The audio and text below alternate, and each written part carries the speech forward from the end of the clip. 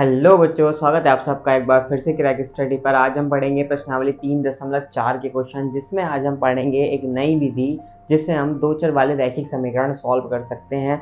आपके सिलेबस में इस विधि का नाम दिया गया है विलोपन विधि।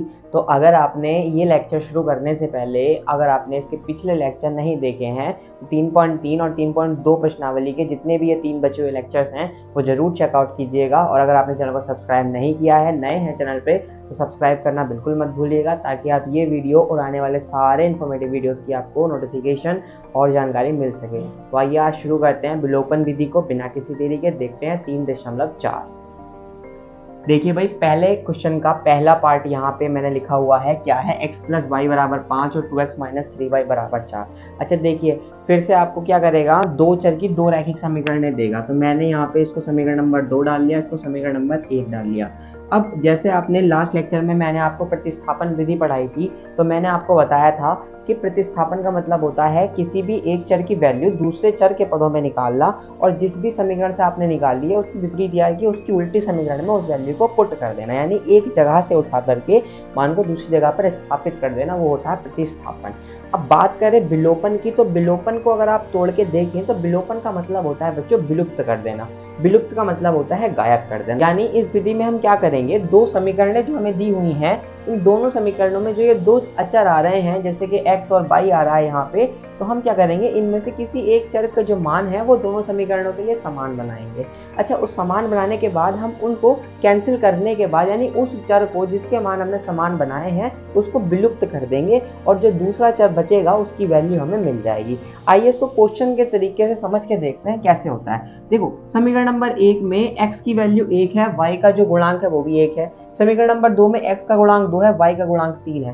तो कहने का क्या मतलब है, किसी एक का गुणांक बराबर कर लो। जैसे यहाँ समीकरण नंबर 2 में x का गुणांक 2 है, तो मैं ये कह रहा हूँ कि मैं अगर समीकरण नंबर 1 में 2 से गुणा करने पर, समीकरण नंबर 1 में 2 से गुणा करने पर, जैसे ही मैं समीकरण नंबर 1 में 2 से गुणा करूंगा तो x हो गया 2x, y भी हो गया 2y, और 5 दूनी 10, ये आ गई हमारी समीकरण नंबर 3। अब आप समीकरण नंबर 3 और समीकरण नंबर 2 को ध्यान से देखिएगा, तो दोनों में ही जो x का गुणांक है वो सेम है, यानी यहाँ भी 2x है, यहाँ भी 2x है। तो अब हम कुछ नहीं करते, अब हम एक काम कर लेते हैं, समीकरण नंबर 3 से समीकरण नंबर 2 घटाने पर, जैसे ही मैं घटाऊंगा तो ये हो गया 2x प्लस 2y बराबर के 10, और दूसरा इसके दूसरी समीकरण है 2x माइनस 3y बराबर 4। घटाने के लिए डंडा खींचेंगे, और जब आप घटाते हो तो चिन्ह माइनस का आ जाएगा। माइनस का चिन्ह का क्या मतलब है, चिन्ह पलट जाएंगे, ये माइनस, ये प्लस, ये माइनस।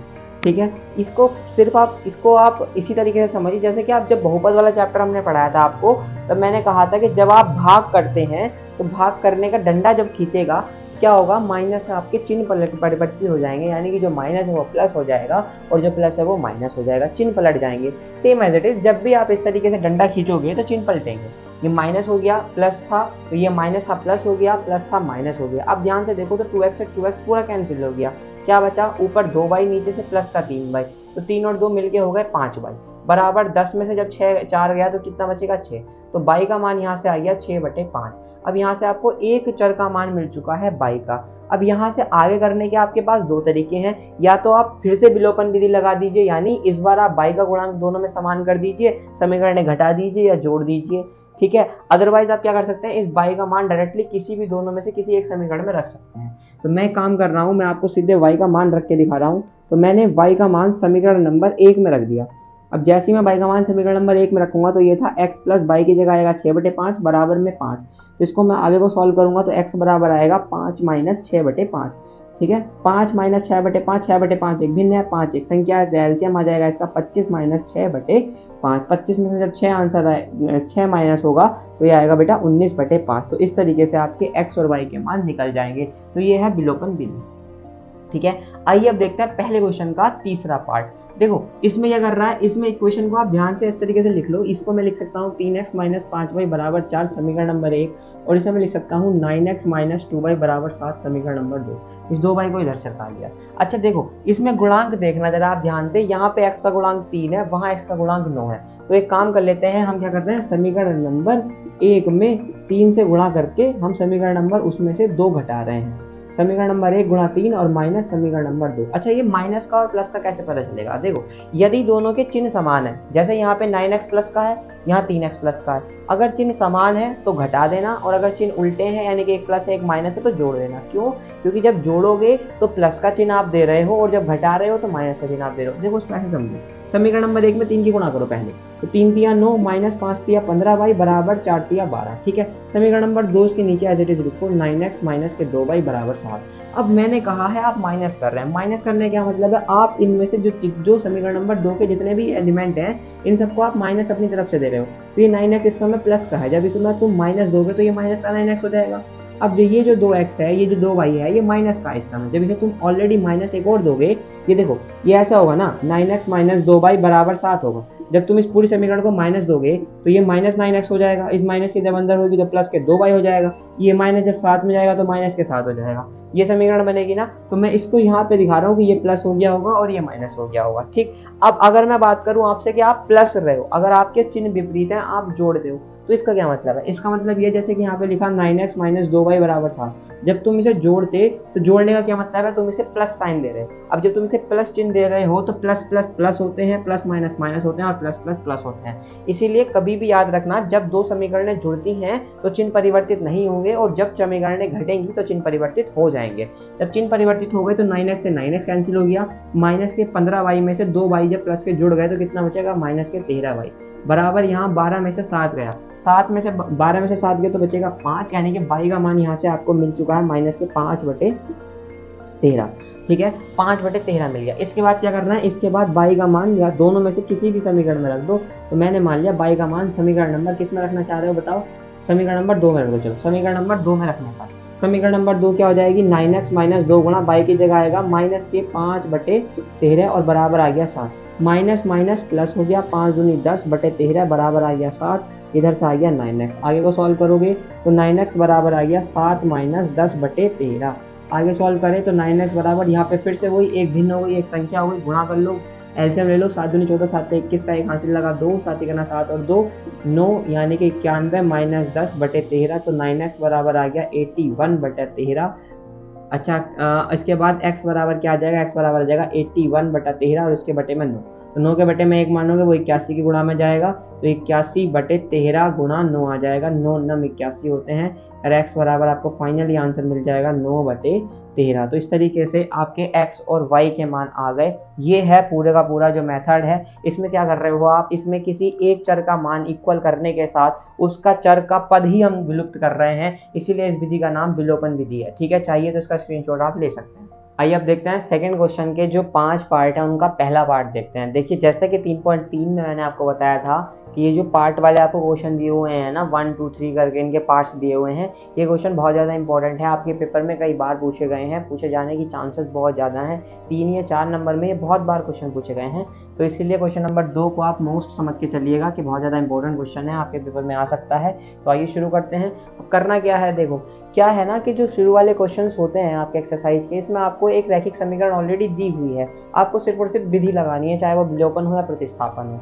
लेकिन ये जो क्वेश्चंस होते हैं इस टाइप के वाले, इसमें आपको समीकरण पहले खुद से बनानी पड़ती है, फिर आपको क्या करना है उसमें, फिर आपको समीकरण को सॉल्व करना होता है, तो इसमें आपको काम डबल है। इसीलिए आपके एग्जाम में ये क्वेश्चन काफ़ी ज़्यादा इंपॉर्टेंट रोल प्ले करते हैं या काफ़ी ज़्यादा बार पूछे जाते हैं। तो आइए शुरू करते हैं, देखते हैं क्वेश्चन क्या है। क्वेश्चन कह रहा है कि यदि हम किसी भिन्न के अंश में एक जोड़े तथा हर में से एक घटा दे तो वो एक में परिवर्तित हो जाती है। यानी कि हमें साफ साफ पता चल गया कि एक भिन्न की बात चल रही है जिसमें एक हर है और एक अंश है। तो मान लेते हैं सबसे पहले कि माना अंश बराबर क्या है, उस जो भी भिन्न होगी उसका अंश x है, और माना उस भिन्न का जो हर है वो y है। तो इस हिसाब से अगर अंश x है तो भिन्न क्या होती है? भिन्न होती है अंश बटे हर। अंश बटे हर का क्या मतलब है? भिन्न होगी x बटे y।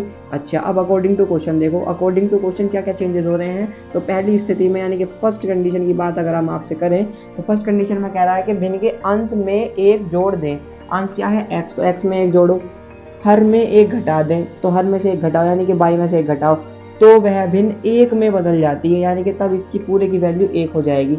सॉल्व कर रहे हैं तो सॉल्व करने के बाद x + 1 बराबर यहाँ से आ जाएगा y - 1। इस y को इधर खसका लो तो x - y बराबर हो जाएगा -1 - 1, यानी x - y बराबर आ जाएगा -2, समीकरण नंबर 1। ठीक है, पहली कंडीशन हो गई। अब सेकंड कंडीशन की बात करते हैं। तो सेकंड कंडीशन की बात करें तो सेकंड कंडीशन में क्या कह रहा है, सेकंड कंडीशन में क्या रहा है, यहाँ देखो यदि हम हर में एक जोड़ दे तो वो 1/2 हो जाती है। तो अंश x है, अंश में कोई छिड़कानी नहीं है, हर में एक जोड़ रहा है सिर्फ, तो भिन्न बन गई 1/2। अब 1/2 बन गई तो क्रॉस मल्टीप्लाई कर लो इधर से, तो ये हो जाएगा 2x बराबर y प्लस 1। समीकरण सॉल्व करोगे तो 2x माइनस y बराबर 1, समीकरण नंबर 2। ये पहले ये समीकरण आ गई, पहली ये समीकरण आ गई। दूसरी, अच्छा अब ध्यान से देखो, एक समीकरण है x माइनस y बराबर -2, दूसरी समीकरण है 2x माइनस y बराबर 1।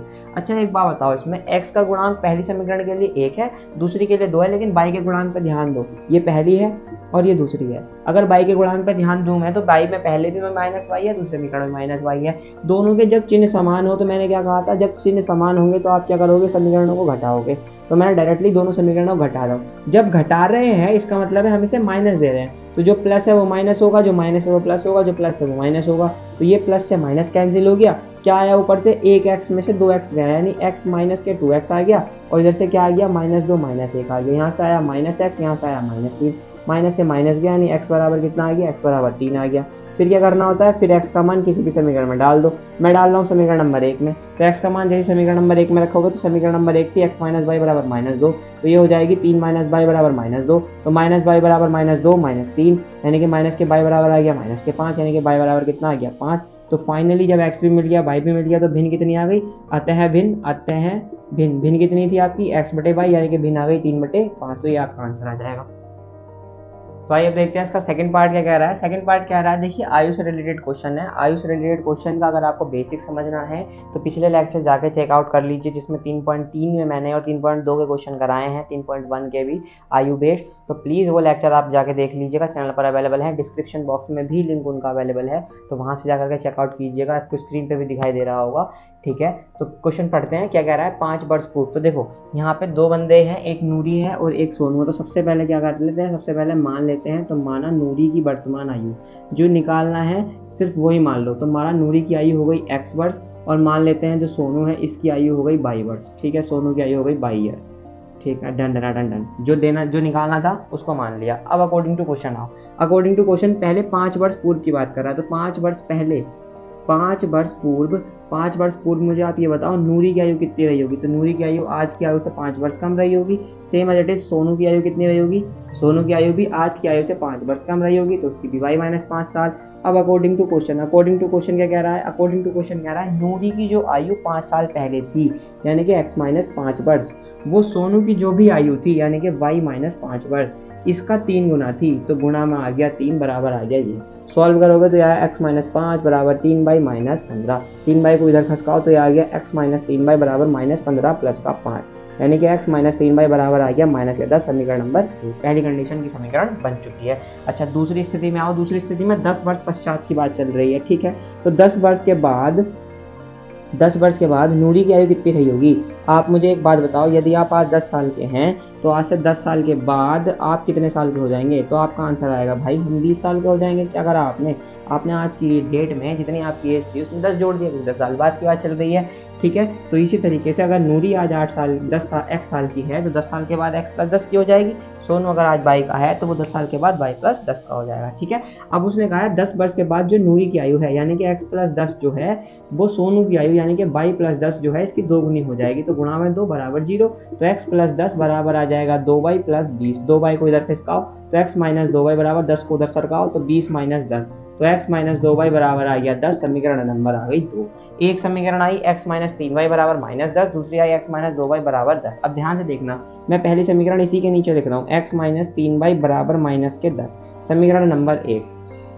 ठीक है, अब पहली समीकरण और दूसरी समीकरण में से आप मुझे एक बात कॉमन देख के बताओ, दोनों में x के गुणांक समान है और इनके चिन्ह भी समान है। तो मैं डायरेक्टली यहाँ पे एक लाइन लिख रहा हूँ कि मैं दोनों समीकरणों को एक दूसरे के साथ घटा रहा हूँ, यानी समीकरण नंबर 2 में समीकरण नंबर 1 घटाने पर जब आप घटाते हो तो चिन्ह पलटते हैं, प्लस है तो माइनस, माइनस है तो प्लस, माइनस है तो प्लस, x से x कैंसिल हो जाएगा। माइनस के 2y में जब प्लस के 3y जुड़ेगा तो y आंसर आएगा, y बचेगा। अब आपको समझ अगर नहीं आया तो आप ऐसा समझ लो -2y प्लस 3y बराबर यहाँ से आ जाएगा 10 प्लस 10, 10 प्लस 10 हो गए 20, और यहाँ से आ गया y, यानी कि y का मान कितने साल आ गया, 20 साल आ गई। अब क्या करना है, आपको y का मान उठा करके किसी भी समीकरण में डाल दो। तो y का मान समीकरण नंबर 1 में रखने पर x माइनस 3 गुणा y की जगह आ गया 20 बराबर आ गया -10। यानी x माइनस 30 दूरी 60 बराबर माइनस के 10, यानी x बराबर माइनस के 10 प्लस के 60, यानी x बराबर कितना आ गया, x बराबर आ गया 50-60। यानी कि आज की डेट में आप ये कह सकते हैं कि नूरी जो है वो कितने साल की है, तो नूरी 50 साल की है। आज की डेट में सोनू कितने साल का है, तो सोनू भाई 20 साल का है। ठीक है, तो इस तरीके से क्वेश्चन नंबर जो आपका सेकेंड है डन हो जाएगा।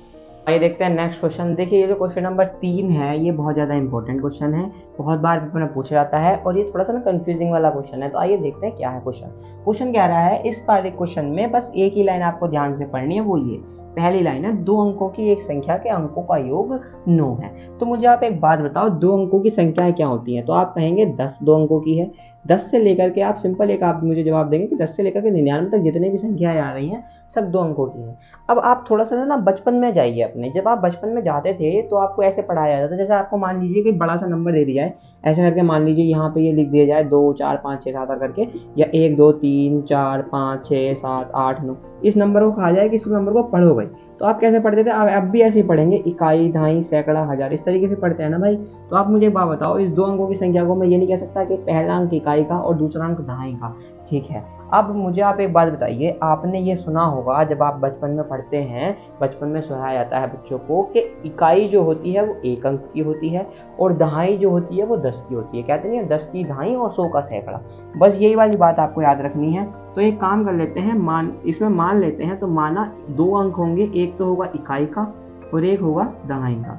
इसी तरीके से देखो, एक इकाई का एक दहाई का, तो मान लेते हैं इकाई का जो अंक है वो x है और मान लीजिए जो दहाई का अंक है वो है y। तब 2 अंकों की संख्या क्या होगी? 2 अंकों की संख्या। अब 2 अंकों की संख्या मुझे बताओ, इकाई की जगह x आएगा। अब आप में से बहुत से ये कहेंगे कि इकाई की जगह x आएगा और दहाई की जगह y, यानी संख्या हो जाएगी y(x)। लेकिन नहीं मेरे भाई, आप मुझे एक बात बताओ, आप ऐसे नहीं कहते कि 10 की दहाई होती है। जैसे देखो, अगर आपसे कहा जाए 12, तो 12 को आप ऐसे पढ़ते हो 2 + 10, यानी कि 10 + 2। इकाई का अंक 2 है और दहाई का अंक 10 है।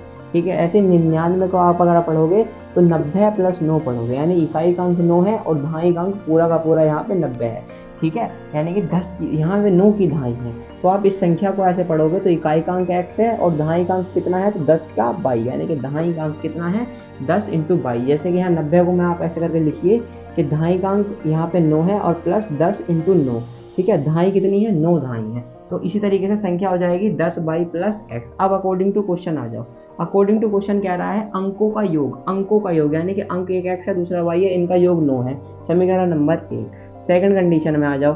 सेकंड कंडीशन कह रहा है संख्या के अंक पलट दें, जगह x कर दो और x की जगह y कर दो। तो इस तरीके से जो नई संख्या बनेगी वो क्या बनेगी, नई संख्या बन जाएगी 10x + y। y की जगह x कर दिया, x की जगह y कर दिया। ठीक है, इसको इरेज कर देते हैं। आगे बात करें तो नई संख्या का, यानी कि अंक पलटने पर जो संख्या बनी, ठीक है, उसका बात चल रही है। अच्छा देखो, इस संख्या का 9 गुना, इस संख्या माने तो 10y + s वाली x वाली संख्या का 9 गुना अंक को पलटने पर, अंक को पलटने पर नई संख्या क्या बनी, वो बनी भाई 10x + y। y की जगह x आ गया, x की जगह y आ गया। से बनी संख्या का 2 गुना है, यानी इसका 2 गुना इसके 9 गुने के बराबर है। ठीक है, तो ये कंडीशन हो जाएगी। अब इसे सॉल्व करते हैं। इसे सॉल्व करोगे तो हो जाएगा 90y + 9x बराबर के 20x और प्लस के 2y। इसे आगे सॉल्व करते हैं थोड़ा सा। आगे जब आप इसको सॉल्व करोगे तो यहाँ से एक और समीकरण आपको मिल जाएगी। काम करो, x वाला एक साइड और y वाला एक साइड कर लेते हैं। ठीक है, इसको 20 वाले को इधर खसका लो तो ये हो जाएगा 9x माइनस का 20x और प्लस के 90y तो यहाँ पे है ही, और माइनस का 2y और बराबर इधर से कुछ नहीं बचेगा, तो इधर से आ गया 0। ठीक है, अब देखो 20x है माइनस का और 9x है प्लस का, कितना बचेगा, माइनस के 11x। 90y है प्लस का और माइनस के 2y है तो बचेगा प्लस के 88y, बराबर आ गया 0। समीकरण नंबर आ गई 2। अब देखो, समीकरण नंबर 1 में x है, यहाँ पे माइनस के 11x। समीकरण नंबर 2 में 88y है, यहाँ पे 1y है। तो मैं एक काम कर रहा हूँ, y का गुणांक बराबर कर रहा हूँ, तो समीकरण 1 गुणा 88 और माइनस समीकरण नंबर 2। अब माइनस क्यों हो रहा है, क्योंकि यहाँ y प्लस है, यहाँ भी y प्लस है, इस वजह से माइनस हो रहा है। अगर x की बात करते तो प्लस होता।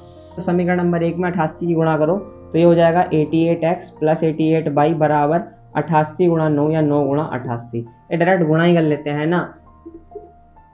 ठीक है, गुणा कर लेता है डायरेक्ट। तो 9 8 72 का 2 हासिल लगा कितना 7, तो 9 8 72 और 7 79। ठीक है, अब इसके बाद समीकरण नंबर 2 लिखिए, तो 11x + 88y बराबर 0। समीकरण को घटाया जा रहा है तो ये माइनस ये माइनस ये माइनस ये गया तो माइनस होने के साथ ये माइनस वाला प्लस हो जाएगा, तो ये दोनों ऐड हो जाएंगे। 8 1 9 8 1 9 99x बराबर आ जाएगा 792। 2। अच्छा, इसको 11 से काट लो, 11 नंबर 99 और इसको यहाँ से काटो 11 सत्ते 77 और बचेगा 2, यानी कि 11 दूनी 22। ठीक है, यानी यहाँ से फाइनली और 9 8 72, तो यानी फाइनली यहाँ से आपको x वैल्यू कितनी आ गई, x की वैल्यू 8 आ गई। अब जैसे ही आपको x का मान मिला, समीकरण नंबर 1 में x का मान रख दीजिए।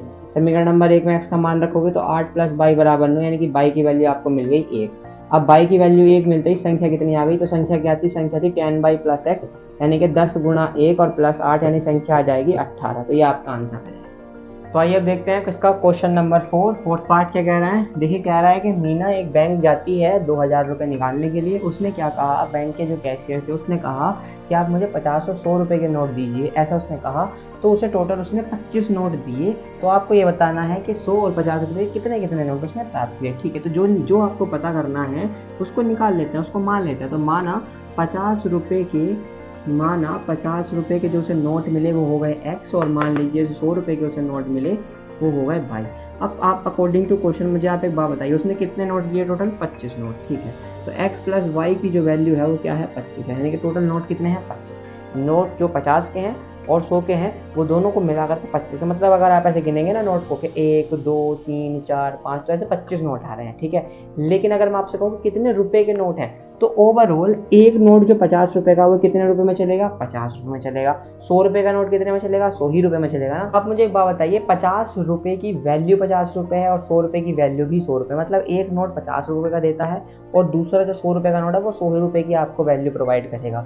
तो जो एक्स नोट है वो एक नोट 50 रुपए का है। तो मुझे बताओ 2 नोट कितने रुपए के हो गए, तो 50 × 2।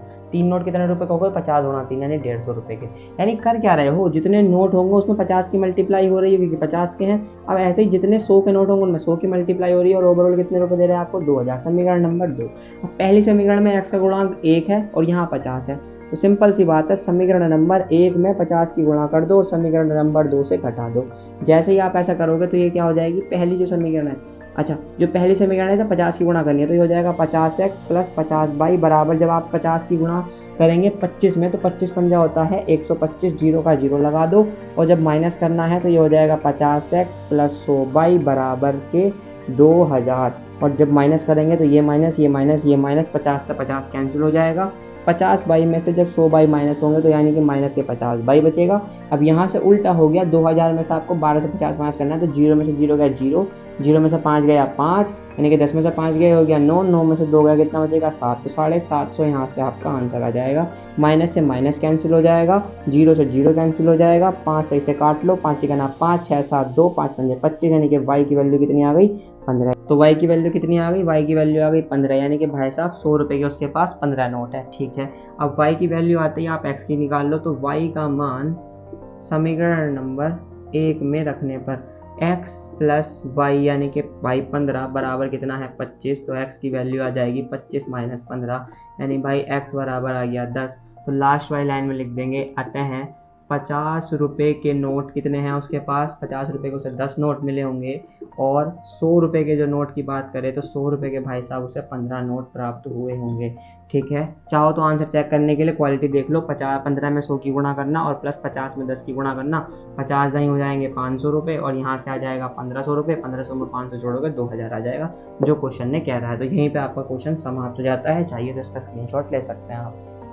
तो भाई ये आपकी समाप्त होती है प्रश्नावली 3.4, जिसमें आज हमने पढ़ी है विलोपन विधि के बारे में। इस पिछली प्रश्नावली में हमने पढ़ी थी प्रतिस्थापन विधि। तो आपकी दोनों विधियां कंप्लीट हो चुकी हैं, प्रतिस्थापन विधि भी और विलोपन विधि भी। अब जो तीसरी विधि है बज्रगुणन विधि, ये आपके सिलेबस से हटा दी गई है, तो इसलिए हम 3.5 और 3.6 जो प्रश्नावली है वो नहीं करने वाले हैं। तो मेरे अकॉर्डिंग चैप्टर नंबर 3 जो है ये आपका मैथ का ये कंप्लीट हो चुका है। अब आपके अकॉर्डिंग हुआ है नहीं, ये आप डिसाइड कीजिए, घर पे प्रैक्टिस कीजिए इन सवालों की। नहीं होते हैं तो आप मुझसे मालूम कर सकते हैं, डाउट है तो कमेंट करके बता सकते हैं। तो ये आपका लेक्चर समाप्त होता है इसी के साथ। तो वीडियो पसंद आई है, लेक्चर अच्छा लगा, इन्फॉर्मेटिव लगा है तो इसको लाइक कीजिए, शेयर कीजिए अपने दोस्तों के साथ। कोई डाउट है तो एज यूजुअल कमेंट कर दीजिएगा। और अगर आपने अभी तक चैनल को सब्सक्राइब नहीं किया है, चैनल पे नए हैं, पहली बार वीडियो देख रहे हैं, चैनल को सब्सक्राइब करना बिल्कुल मत भूलें, ताकि आपके सारे वीडियोस और पिछले सारे वीडियोस, आगे के सारे वीडियोस आप देख सकें, इन्फॉर्मेशन ले सकें। तो सब्सक्राइब कीजिएगा। मिलते हैं आपसे नेक्स्ट वीडियो में, तब तक के लिए अपना ध्यान रखिए। Take care, bye bye, see you.